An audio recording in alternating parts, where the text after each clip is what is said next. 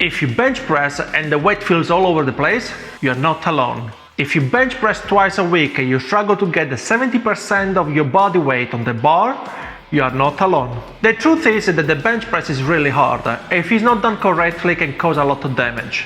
The dropping or crashing of weights on the chest can crack ribs, and it can even cause suffocation.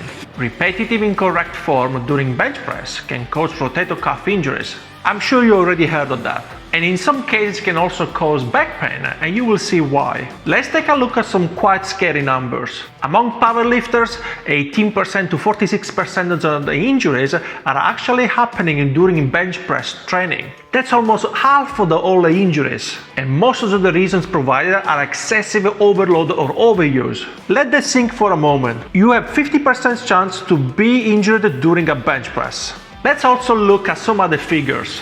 Only 50 to 60% of males can actually bench press their own body weight, and that will put them right under intermediate levels. We as men tend to be really hard on ourselves, and we feel the pressure of the question. How much do you bench, bro? That makes you feel miles away from your goal, and not only that. Once you answer to that question, you have to prove the number no matter what, and here's where things can go wrong. By the way, what is your bench press goal and why? Are you competing? Are you bench pressing for yourself?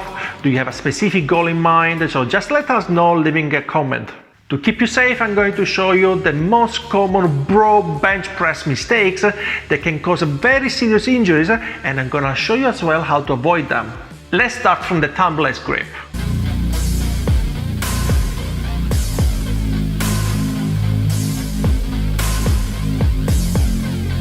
This style of bench press has broken more ribs than Conor McGregor did. The only reason I see people loving this grip is because it looks cool. There is absolutely no benefit on bench pressing in the way. The hands cannot be fully squeezed, so the forearm cannot stabilize at its best, and so the triceps cannot fire fully.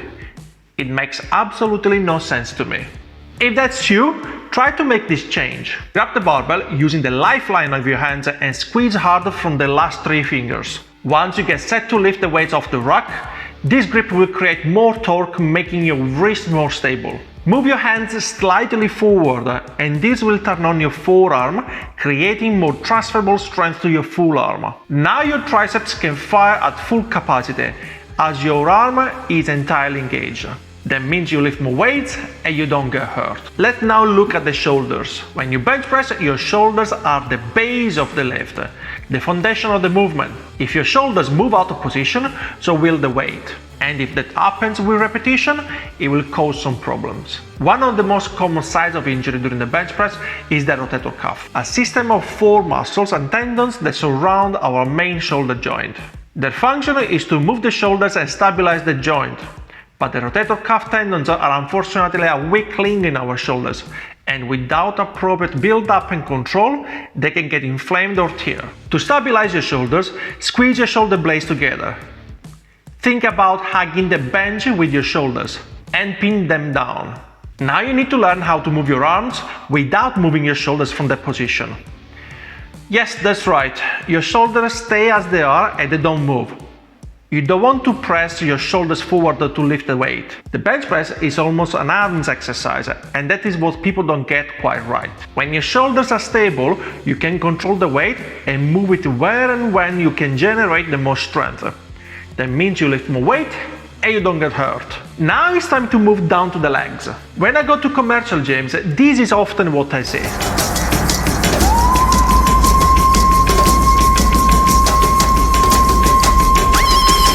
It looks like one of these shaman's dances you see on the internet. What I also see is this. Your upper body is working so hard to keep everything stable and strong that the last thing it needs is something moving on the lower part of the body. Your feet need to be planted on the ground and slightly back, so you can keep your legs tight and stable. Your legs are part of your strength building chain, something that boxers know very well.